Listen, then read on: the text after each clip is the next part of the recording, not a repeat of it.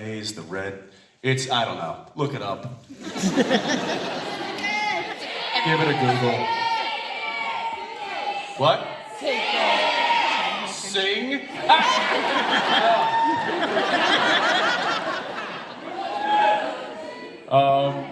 Yeah, what about you? The first thing that comes to mind is I'm kind of crazy about Post Malone right now. Yeah, but then I also listen to everything from like Mozart, if I'm in the car alone a lot, to I love the Eagles. They probably might be my favorite band of all time. And then driving to school or driving from school, I'm not allowed to choose any music. My son, if I'm lucky, will put his music on the car. Otherwise, I have to stay quiet while he's got his AirPods in. I'm like, You got it all wrong. I do. Well, actually, what happens? I'm like, no, share your music with me, and I'm like, that's giving me an aneurysm. But Slipknot? God. No, but then he's like, you'll like this one, and he's right. He plays an artist called NF. He's got a boogie with a hoodie. Is that right? A bunch of like. I'm telling you, wait till your kids are teenagers. It's all like sort of melodic rap music, and it's really good. I just don't. None of the names sound like words. So a variety is my answer. The Schadenfreude for me is that I literally am a musician and I've made records since I was 15 years old, and I sold a few records and I played some big gigs and did big tours. And the first record my son did has 800 million streams. He's just produced Miley Cyrus's last record and he's working on the next one, and I'm like, He's like, was this hard for you, Dad? and I'm like, God, This is easy, Pops. he's going, oh, it's just great, right? It's just jazz, basically. I'm like, he's playing me stuff and her singing, and she's singing like Aretha Franklin. I mean, like, the girl has got pipes like I've never heard in my life. But it's mind-blowing to me. And it comes from the same thing you just said. It comes from exactly what you both just said. Is that when he grew up, he was listening to Al Green, Van, and he's got this thing of music, and that moved into Coltrane, and that moved into stuff that he loves. And now he's making huge commercial pop records, but it's all coming from chords and stuff that he came from listening to Zeppelin or listening to anything that we all love. So it's transcendent to a lot of those things. What about you? DJ, I want to hear yours because then I have to go. So. It's Taylor Swift. You need to get out of here. You have to go. I love Taylor Swift. I actually know nothing about Taylor Swift, but you have to leave.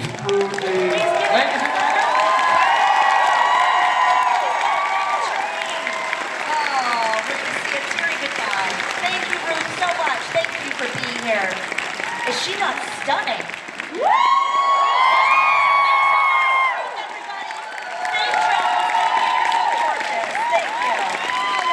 It's like an Agatha Christie novel. Every All right, now we every can 5 relax. minutes, somebody's going to be taken off the stage.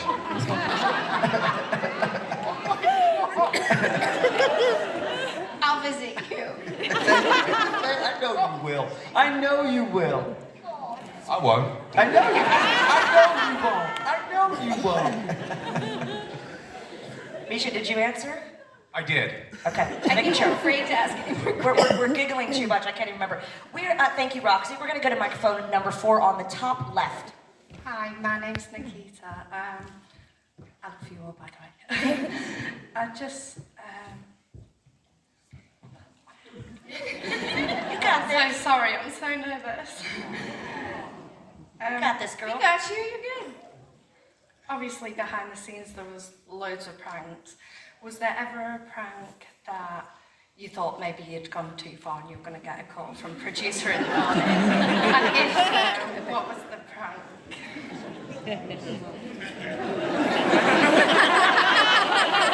The same direction. How much is Misha's car worth is pretty close to She has been looking at you, Justin. I mean, I would say one of my favorite pranks. It generally generated from Jared or myself, but every now and again, somebody got us back pretty good. And the one on the end of the couch down here was the recipient of quite a bit of probably harassment is more. and I happened to be out of this situation, so I was just simply an audience member. But Jared and Misha were playing this game. There was a game that was very popular on the phones years ago called Words with Friends, and it was Scrabble, effectively. And Misha thought Jared said, you want to make it interesting? Let's make it $100 a point. A point. If you win by 10 points, you'd owe $1,000. $1,000. I was like, no, because that could happen. You could lose by 10 points. I'm not going to give you $1,000. So he said, okay, how about $10 a point? And then But here's the thing, we've been playing for a while, like all of us. Everybody been playing. And everybody was relatively about the same. Everybody in the crew was playing everybody. Right, but everybody was about For the about same, a year. Talent, like at the same level, yeah. This particular game, Jared won by 140 points. It was the biggest spread that any of us had ever seen on any game. And it was the only one I ever bet on. And so I owed him. How much was it? I actually owed him. It was 160 points because I owed him $1,600. It was almost $2,000. I remember it was horrible. It was around $2,000. And of course, Jared, he was like, you don't have to pay me. And Misha was like, no. I'm a man of my word. I will pay you. Just give me a few days. Misha we were filming in Canada, and Misha went around to every bank and collected $1,600 worth of coinage.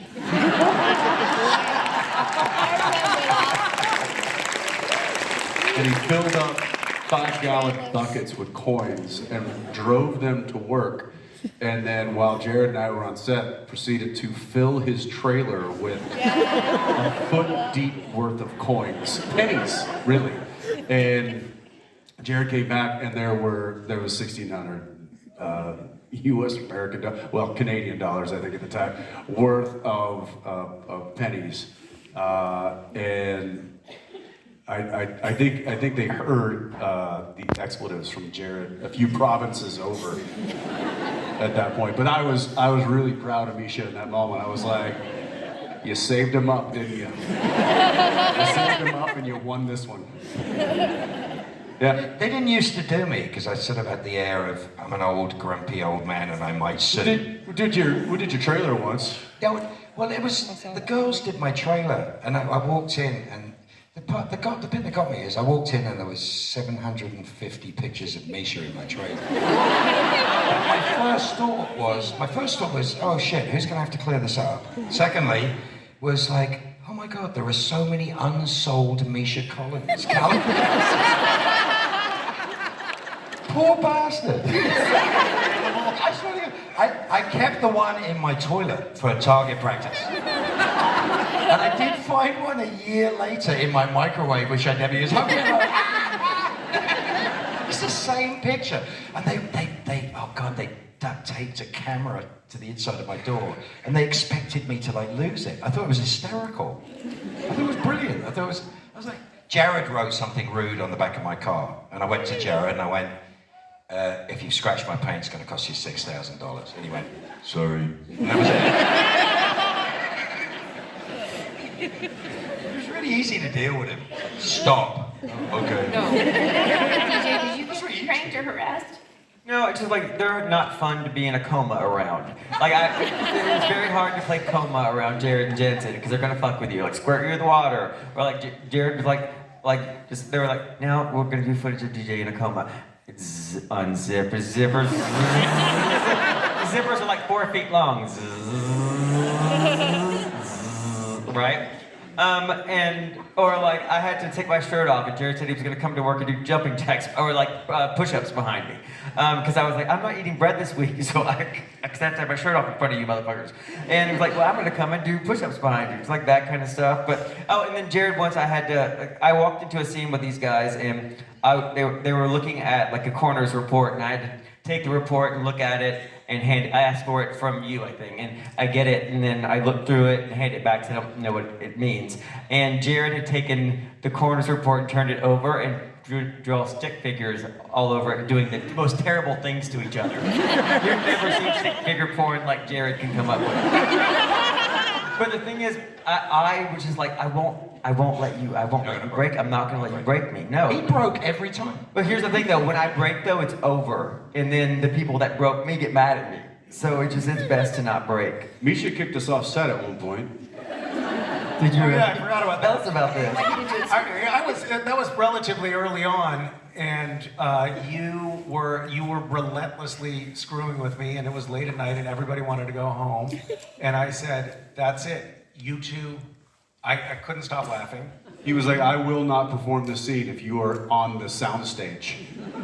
Which is like the entire building that the whole set is on. And I said, "You two, get out of here." And the producer, the director, and the first AD effectively kicked Jared and I off of set.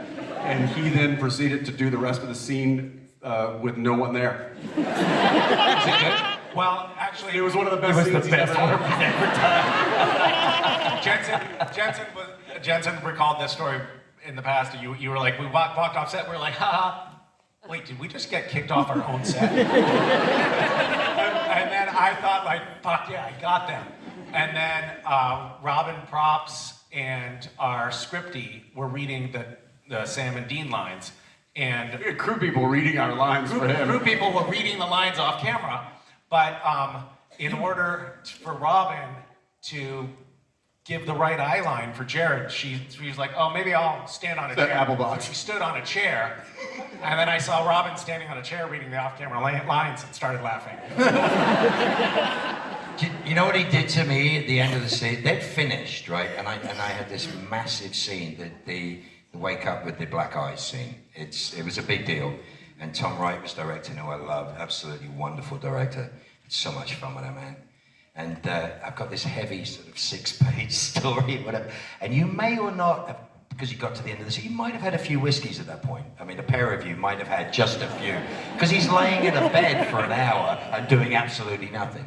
But I literally pooed myself because I'm in the middle of a speech and he leapt out of the bed and went, "Ah!"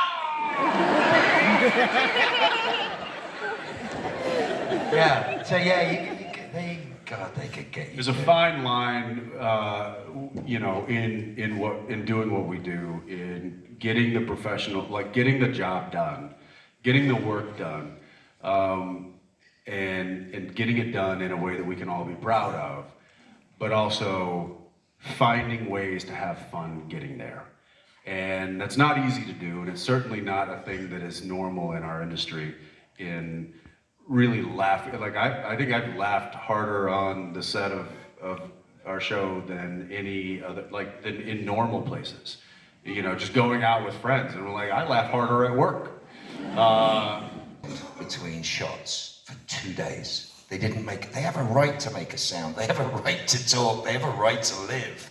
And they didn't make a single sound. And we worked solidly for 2 days and did some of the best stuff we'd ever done. Certainly the stuff with me and Jared was like, Yeah, because everybody knew when it was time to lock it in and lock it up.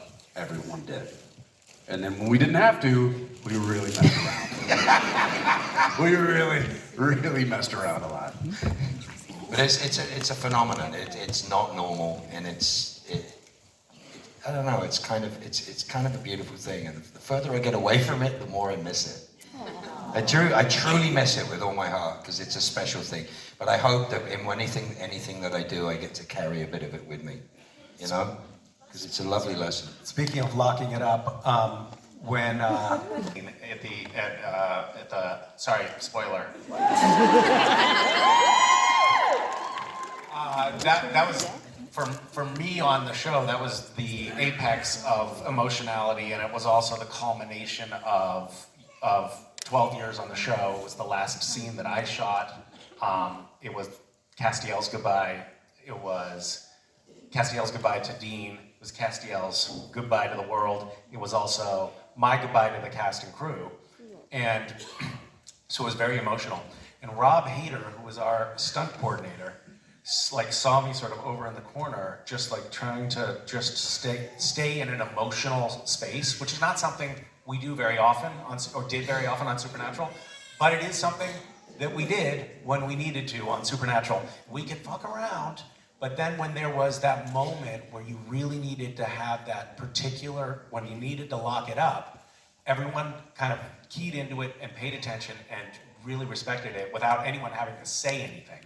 And I mean, it's like a basketball team that gets to know each other really well and just like everybody knows the dynamics. Rob Hader saw me off in the corner of the stage, sort of in the dark, and he just, wordlessly, took me by the hand, brought me over to a chair, and then stood like 10 feet away and Told everyone to leave you alone. and just like guarded so that everyone would leave me alone. And then when they called for me on the walkies to come to set, he came and just tapped me on the shoulder and said, "Ready when you are," and then escorted me to the set. Not his job at all, like not anything anyone ever talked about, but he was just like, he just saw we need to protect this particular moment, and it was exactly what I needed. It was super helpful and just really keyed in and lovely. But we did have that kind of crew. Like the crew it was the kind of crew that would notice when you needed anything, and also were willing to take their clothes off to fuck with you. We're gonna bring you back from the dead, and it's gonna be because there's an angel, and then he's gonna reveal himself to you, and it's gonna be like, holy shit. And that's the whole story of that season. I don't think any of us were supposed to stay more than a minute. What? Yeah, I wasn't either. This was supposed to be the Jared Padalecki show. Thought it was. Well, he thought it was. Still does. So Misha comes on, and it's obviously the barn scene, and although we've got a few barn scenes now, and we won't talk about the other one.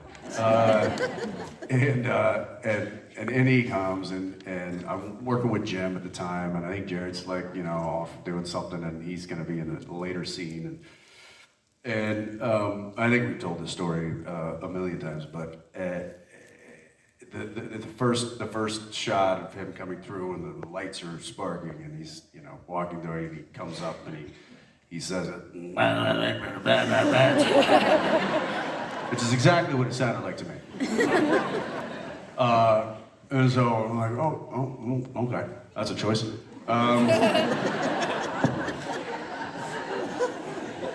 And a few moments later, walking back to the trailer, and Jared catches up with me, and he's like, "Hey, how's the new guy?" And I'm like, "Shh, he's right there." And he was sitting at the end of the grip truck, which you don't do, because that's where they load in and out all the equipment, and he's sitting on the lift gate. And I guess nobody, but he's like all kind of like, he's maybe mumbling his lines or something, and I'm like, "There's the freak." I don't think I said freak. I can say it now, but I didn't. I was like, "That's him right there." And Jared's like, "Is he not?" I'm like, "I don't know. I think he's kind of in his character right now. He's making some choices." He's like, "Are they good choices?" I'm like, "Jury's out. Jury's out." At this point, we're not sure. And obviously, like as the story unfolded and we worked more together, I still was wildly confused, and still am today. at how no, it was he definitely didn't come on, and this was something I'll give you credit for. He didn't come in trying to make friends. He came in going like, he didn't. He's Yes, like, I did. That was me trying to make friends. You're really bad at it. He came in he was like, I'm gonna do this thing, and we'll see what happens. But I feel like that's one of the reasons why I did and do respect him so much, is because he was like, I'm gonna commit to this, and I'm gonna make it the best I can. And he did, and he has, and he continues to. And that's one of the reasons why I Please don't do me. Well, guys, we could sit up here and fangirl for longer than we have time for.